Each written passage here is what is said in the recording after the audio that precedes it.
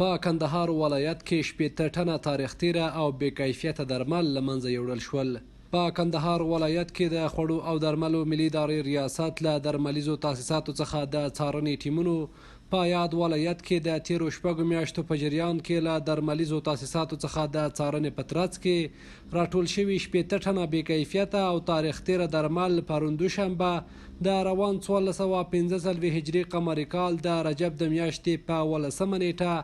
د یاد ولایت د اړوندو ادارو د استازو په شتون کې حاضر او له منځه یوړل. د یادو موادو د حاضر او له منځه وړلو په پایل کې د خوړو او درملو ملي ادارې سرپرست ډاکټر صاحب عبدالباري عمر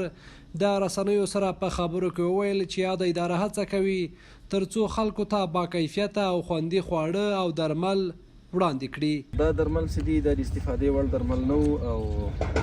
د خوړو درملو ملي اداره تل هڅه کوي کوښښ کوي چې خپلو هیوادوالو ته داسې دوایي خدمات وړاندې کړي چې هغه با کیفیته وي، مسکون وي او د چا ژوند ته تاوان او ضرر پېښ نه کړي، د چا ژوند وانخلي. ښاغلي عمر د درملو پر ټولو سوداګرو او کاروباریانو غږ وکړ چې هېواد ته د بې کیفیته درملو له وارداتو څخه ډډه وکړي. ټولو هغو سوداګرو او هغو کارکوونکو باندې غږ کوو چې د درملو په برخه کې دوی کار کوي، دوی د هېواد ته غیر قانوني کم کیفیته درمل نه واردوي او دوی دې په دې ولس باندې رحم وکړي، د ولس د حالت ته دوی وګوري. په دې هکله باندې الحمدلله ټول مشران د